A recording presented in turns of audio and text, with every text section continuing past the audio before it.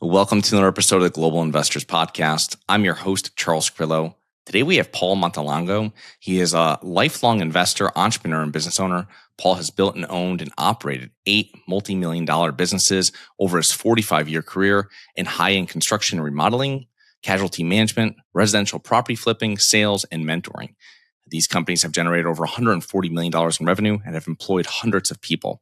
He invests in underperforming specialty properties in emerging markets like marinas, resort properties, apartment units, event facilities, and self-storage, as well as residential properties.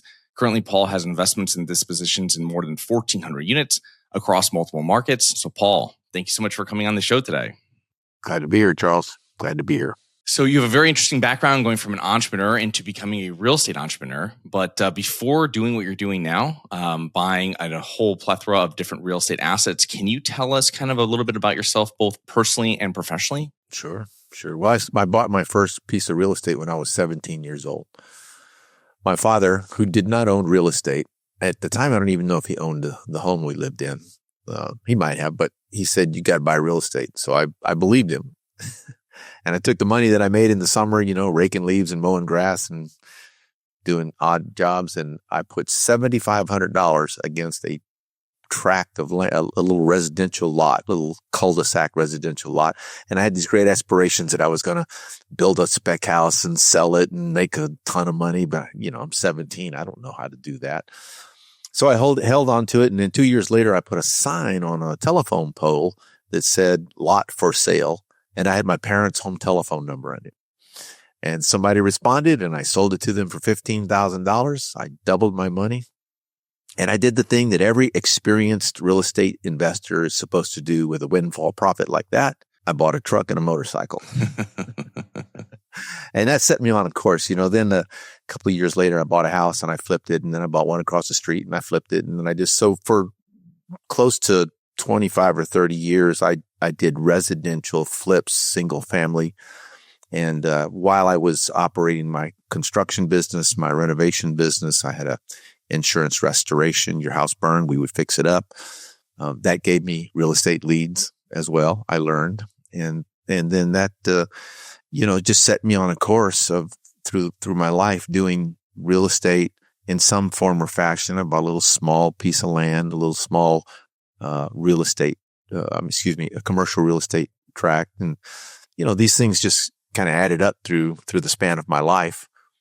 And then in 2012, someone asked me if I wanted to buy a marina. And Charlotte, North Carolina, I was living in Las Vegas at the time. And they asked me if I wanted to go to Charlotte, North Carolina and buy a marina on the lake there. And I had no idea how to buy a marina, what to do with a marina. I'd never owned a boat. I still have never owned a boat. This marina had 115 boat slips. It had 24 RV spaces. And then it had some other blanket storage and things like that. And so the short of it is that I was able to go in with a couple of partners and purchase that as my first multi-unit commercial tract of land. And we took the 24 RV spaces out. I made 36 or 38 pads and I put 38 tiny homes. I had 38 tiny homes built. And so we became an Airbnb superhost, and it was a glamping resort, the first one on the East Coast. And at one point I had 13 streams of revenue. There was the marina and boat rental and event space and the tiny homes and storage and lot storage and a boat club. So all told, we just built streams of revenue.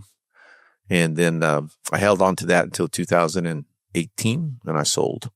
So yeah, it was quite an adventure. My only regret there is that I didn't do a TV reality show because it was a crazy adventure, on the lake there. Oh, that's crazy. That was very seasonal then, I imagined. So what happened in the off season with everything? I mean, people pull their boats out. A lot of people pull their boats out. A lot of people lifted their boats off the water, covered them, winterized them. It was seasonal, although we did annual leases. We didn't do seasonal leases because there was enough demand on the lake there. It was only one of 5 marinas. And the lake was quite popular, Lake Wylie, Charlotte, North Carolina. And so the lake was quite popular. And so we did annual leases. So whether your boat was in the water in the dock at not, you still had an annual lease. And, as it turned out, we had a nice waiting list, and so it was good. In the winter, people still came in for the Airbnb tiny homes. It's really nice in North Carolina in the winter, aside from a few really chilly days. But we managed to have revenue year round. Nice. So take us into kind of what you're doing today. You built some businesses. You're in real estate. You're buying all different types of assets now. I guess mainly apartments. But can you give us a little overview of really your current investment strategy and kind of your philosophy behind that?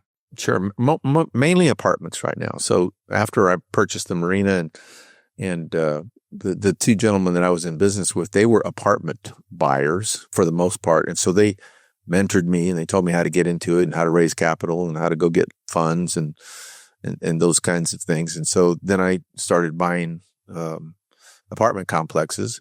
At first I had partners, that would be the majority owners. And then through time, then it kind of switched over to where I became the KP and obtained the loan and so forth. And primarily we buy in South Texas. We have 2 assets in Kansas. We have, we closed a transaction in Alabama. I have another Alabama transaction that I'm working on, but it's not an apartment. It's a data center. I'll tell you about that in a minute. South Texas, San Antonio, Corpus Christi. And so we look in Texas because Texas, like Florida, where you are, there's a lot of growth, a lot of population growth and business friendly and those sorts of things. So we look for apartment complexes, usually Class C plus or Class B minus, something that we can do a light value add. I don't want to do a total reposition, too much work.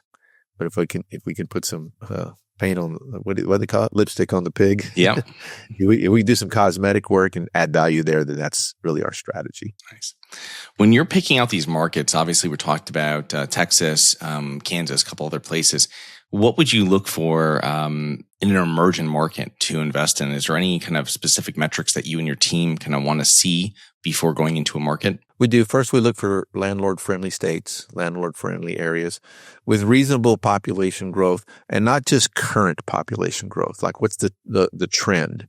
So do we see something over the last 3 years? And do we project that there's another 3 to 5 years beyond today that there's going to be steady population growth? 2, 3, 4% population growth, because that correlates to job growth, which also correlates to rent growth, which also correlates to occupancy. And so just a whole economy, a whole ecosystem is stimulated by population growth. Weather is a kind of a side consideration. We don't have anything in the northern states. In Kansas, when it snows, we have to do snow clearing, which is something we don't do in Texas, so you have to budget for that sort of thing. Those are the considerations that we look for. Can we get to the property? Can our asset management team get there in a reasonable amount of time if something needs to be taken care of? Yeah, those are the things we consider. How do you guys handle asset management and property management? Is it all third parties for your property management over those different states and assets? Property management is third party. Asset management, construction management, that's in-house with partners that I have. So every Tuesday and sometimes in the middle of the day on Wednesday, that's dedicated to asset management. So I just sit on Zooms most of the day and listen to reports and see how properties are going and see how our team is handling the properties. I try not to say too much. Unless it's, unless I need to say something, but because the asset management team, I let them do their job with the property management team. Yeah. When you guys are hiring a third-party property manager, how have you been successful in, number one, finding that property manager, and what are some things that you've done to vet that property manager? Yeah, cool enough. We've had fairly good success with third property management companies. We want to see a property management company that's in a market, that's familiar with the market, familiar with the particular asset. So we'll always get a third-party property management company to help us underwrite the final stages, of underwriting on an asset that we want to purchase. We want to see that they have a good business plan and that they're familiar with how to work in the market. They've been in the market. So we've had pretty good success with property management companies. We stay really involved with them. We're not a hands-off team. Like I said, we meet every week with, now some assets as they get older or we have them a little bit longer, we meet once every 2 weeks. We have one asset in San Antonio, we meet once a month, but it's on autopilot. It's clipping along at 94, 95% occupancy. So, we just do updates on that one. So in the beginning of an asset, the purchase of an asset, there's a lot of attention paid to it. And then hopefully if we're doing our job right, then over time, we just kind of do as needed on the asset and property management update calls. Yeah. As that business plan is being really integrated, you can kind of step back a little bit from those really regular calls. So that's great to have, and knowing that your plan's actually rolling out correctly. Yeah. And it's my job to go out and find more deals and to negotiate those deals and to deal with attorneys and deal with CPAs and deal with, challenges that come along on the job, the project that we need. So the less I can get into, how are we going to collect that delinquency, the better. Yeah. Yeah, definitely, for sure.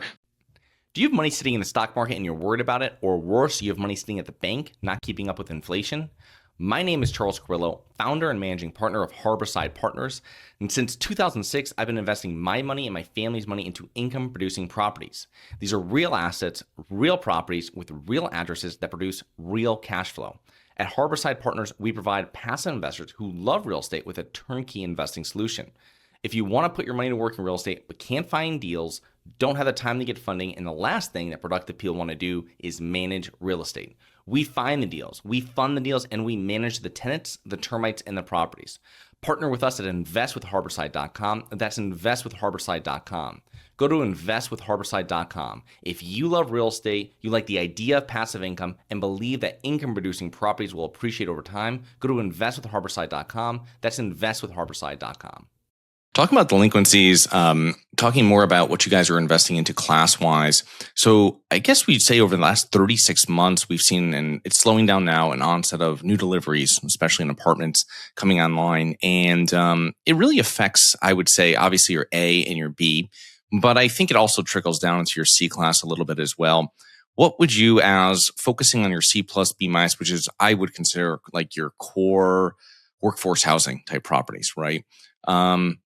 What would you say, how have your properties been affected by those new deliveries that have come on over the last couple of years? We haven't seen a dramatic impact, and I think it's a price point consideration. So your workforce housing has a certain price point because it's tied to, number one, the amenities on the asset, the age of the asset, just the asset itself. And then number two, the demographic. So your B plus, your A minus, your A properties, they have a different demographic. And so, they attract a certain tenant, and we attract a certain tenant. So we haven't really seen a big impact, from saturation or, deliverables in the market. It's been fairly steady. All of our properties are, we have one right now we had to clear out a ton of people because they were just bad tenants, but most of our properties are operating at north of 90% occupancy. So that would tell me that the deliverables doesn't have a huge impact on our properties. Yeah, no, for sure. It's I think when people start tightening their belts, or we're going through any type of economic uncertainty, that's when people forget about amenities. And no matter what A-class property comes on or B-class really concessions are coming on, if you have a solid C-plus property, you're probably not going to lose tenants. It's a little bit more insulated than having a nicer property where you're trying to get an extra $100 because of some barbecue pits or whatever it might be per month, and people that are not really too worried about that. So I think you probably know this statistic better than me, but the National Apartment Association, they had a statistic that I read a couple of years ago, and that's like 95% of people that tour want a swimming pool as an amenity. But after they've leased, like 5% of them use it. So it's the perception, but I think a lot of times people really get back to the reality. Am I going to use that pool? Am I going to use that barbecue pit, like you said? Yeah, it's one of those things. But I started in C-class properties, and it's just one of those things that anytime we went through any type of little bit of a pullback, we never had issues. We were really, like you were saying, 95% over, occupancy, never have an issue. And I think it's just something, and you would have people, I remember I was renting apartments right after the GFC, and I had people that were coming, I was up in Connecticut at the time, people were coming from South Florida that had lost like a $500,000 house back then that were now renting an apartment, I think like $695 a month from me. I mean, it's amazing. It's where people, when people get hit, they really get hit hard financially, especially in any of these real pullbacks, and they're not going, A and B is completely out of it. They're going to a C property. You know what I mean? So yeah. And if you've got your homework right on the market, then there's going to be organic population growth. Okay. Now then you add some kind of, financial condition in the market, and that only supplements your demographic going in as potential renters. So that's a win-win from an owner's perspective, Yeah, no, for sure. So we've you talked about some different asset classes. You brought up data centers, which would be kind of, I guess, on any type of interview here, it's kind of illegal not to talk about AI. So it's one of those things. Let's talk about what you got going on with data centers. I mean, there's a lot of talk around it. I kind of go over it myself when I'm reading articles because it's not something that I know too much about. But tell us about kind of the economics behind it and how, how's your firm connected with it? I'll try to hold the reins a little bit because I'm really excited about this asset class. But first of all, you should know that this is not really me. This is my AI clone talking to you. It's a joke, Charles. Let's go.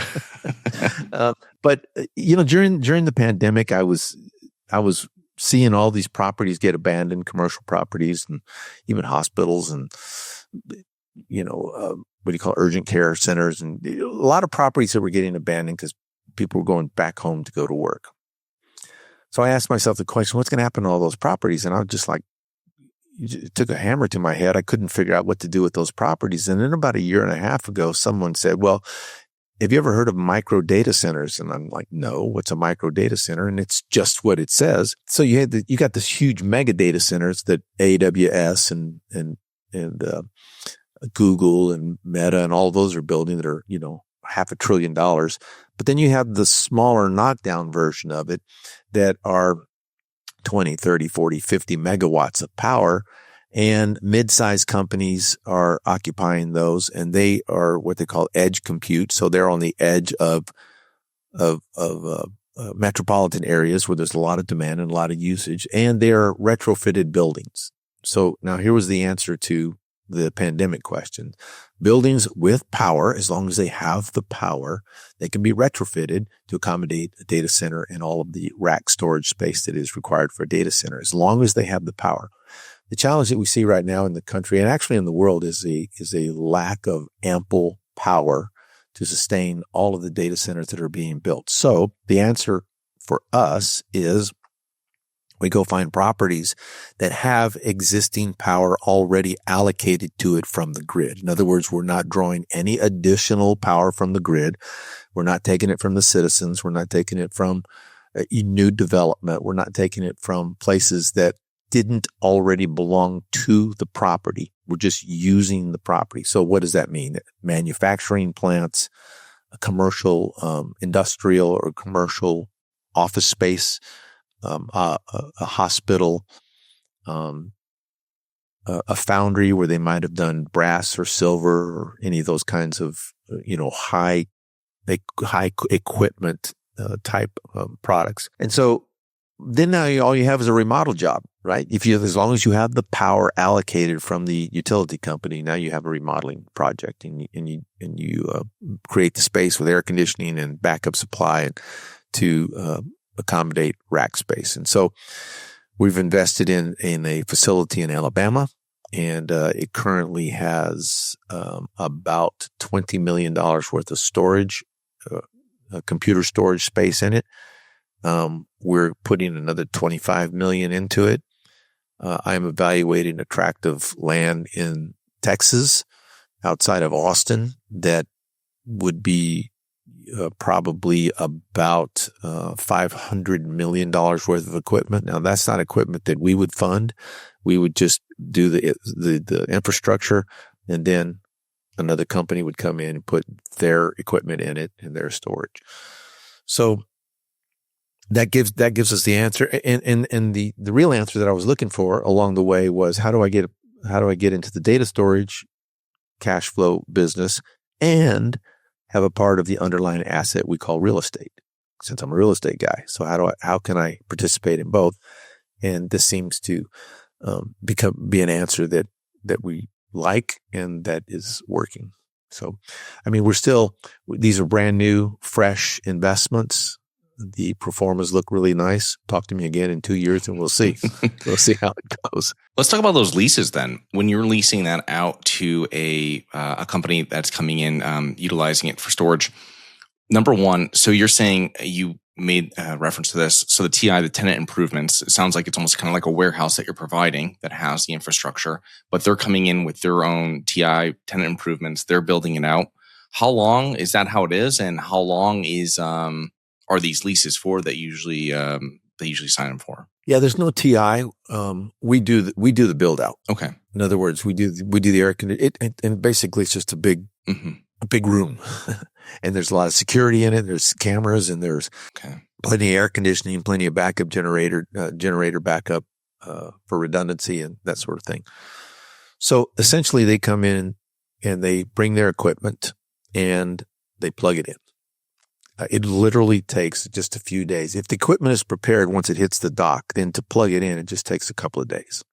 And then they're up and running.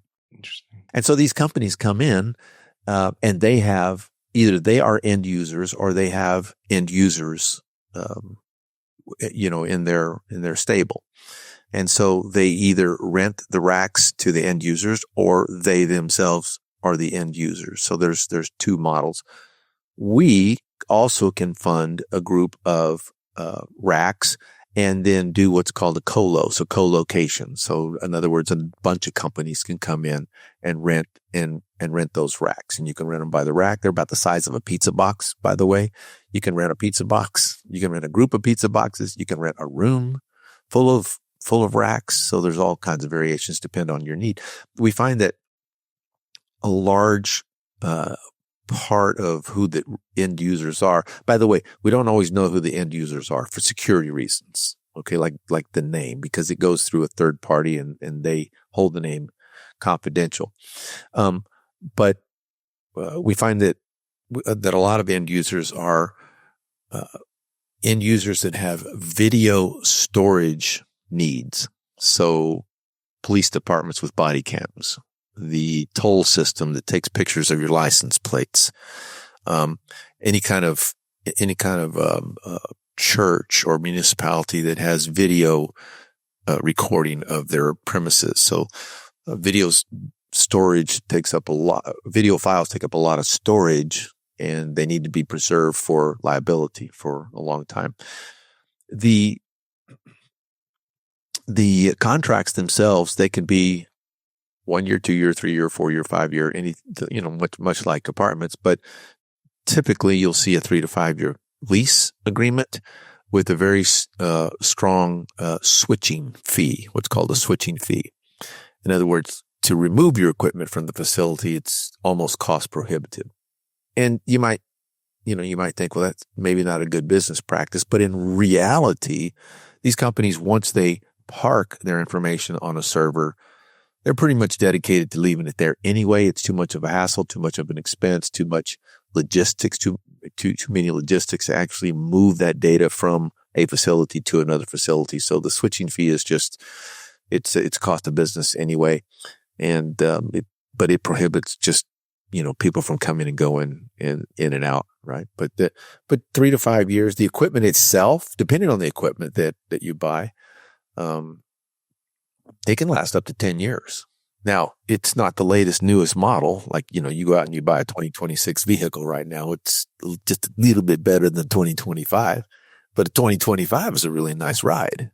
So it's the same thing with these racks. The 2025 version hums along great, has lots of storage, but the 2026 version, a little bit faster, a little bit more storage, and it doesn't make these others obsolete. It's just an improvement. So companies will keep their data that doesn't need to be what we call compute, right? So there's compute and there's storage. So active computation takes more storage, more power. But once a project is done and there's data that just sits there, it sits on these older servers. Interesting. And by older, I mean like 1, 2 years, 3 years, Oh, it's very interesting. Yeah, there are servers out there in the market right now that are holding information.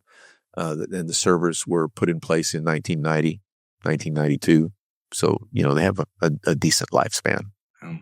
Very interesting. What a unique asset class. I think it's something that it gets a lot of play now, data centers, because around AI. But really, I mean, they're needed for everything. You have a website, whatever it is. I mean, you're using storage for it. Obviously, with video is not going anywhere. And as everything gets more high def, let's just say, as the quality gets better, the files get bigger. You know what I mean? And like you said, now it's something where so many different places are bringing this online as a security feature, perfect for, like you said, body cams with police departments. That's something that's being rolled out, if not rolled out to most places in the United States. So these are just adding more and more requirements for companies to start using this and renting it.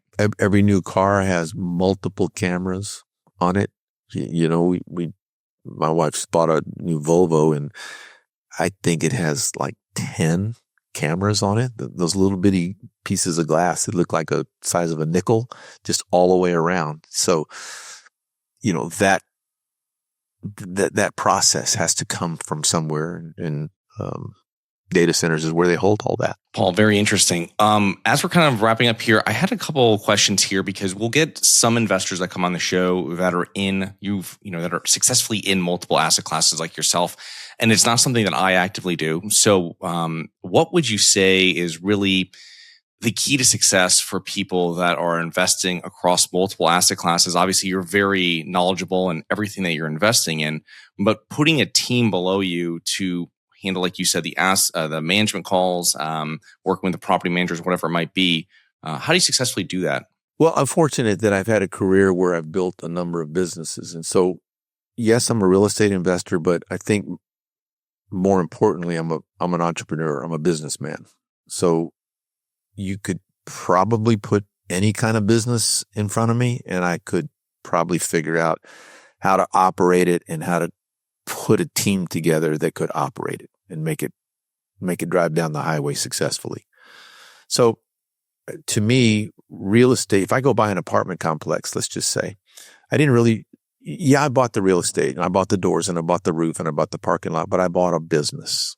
I bought 100 customers, their tenants. I bought their great Google reviews. I bought their crappy Google reviews. I bought their unpainted walls. I bought their newly renovated swimming pool. So I bought all the marketing. I bought everything about the business. So it's our job then to go in and refine that business model, make it profitable, make it attractive, add value so that we can either refinance it, pull cash out of it, or sell it at market value. So just like any other business that you would do, you build the value. You build the NOI, net operating income. You put a multiple on it. You sell it. So I think it's a mindset that I'm a business person, and put something in front of me, and if it interests me, I'll figure out a way to get it done. Interesting. Yeah. So as we're wrapping up here, what would you say are some of the common mistakes you see real estate investors make? It can be with apartments, it can be in any asset class, or it can just be real estate as a whole. I'll use myself as an example. How about that? I wish somebody would have taught me a long time ago how to raise capital. I didn't start raising capital until 2013, 14. All of my businesses prior to that, throughout my entire career, were self-funded, either my money or a bank loan that I guaranteed. And I did not really realize the power of raising capital and doing syndication. So I'm thankful that I was taught that, and that we've been able to refine that process pretty nicely. So I would say new investors or investors, it doesn't matter how long you've been in it. If you haven't mastered capital raising, do that. And that requires also networking, building a database, having a group of people in your Rolodex that like you, know you, trust you, track you, see what you do. And that just takes time. And so it's a long road, and you just get on the road and you just start going. So I would say, first of all, capital raising. Okay. Secondly, I would say that the power of having people with you and letting people do their jobs. And that's tough sometimes for an entrepreneur, because by definition, we want to manage everything, control everything. We're kind of Mustangs in that sense. We want to be out there leading the charge. So if you can get past that, or if you can manage yourself to bring along other people to help you manage, you'll see more growth. You'll see more productivity, and your life and your business life will just improve. Those are the two main things. Okay. A lot of great information there. Paul, thank you so much for coming on. How can our listeners learn more about you and your businesses? Yeah, sure. Anything Paul Montelongo on social media, Paul Montelongo everywhere. Okay. I got that name. It's unique enough that all the social channels have that. Also at montelongocapital.com is our portfolio and how you can get in touch with us. All of our social media tags are there. Links are there. So montelongocapital.com, we publish a newsletter, and but it'll take you all through our social media. And we're quite active on social media, my wife and I. And we publish education. We publish things about our deals, our family. We try to be very transparent on social. So we find that works for us. But anything social media, Paul Montelongo and or Montelongo Capital. Okay. Well, Paul, thank you so much for coming on today. We will put all those links down to the show notes, and looking forward to connecting with you here in the near future. Glad to be with you.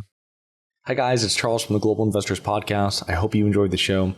If you're interested in getting involved with real estate, but you don't know where to begin, set up a free 30-minute strategy call with me at schedulecharles.com. That's schedulecharles.com. Thank you.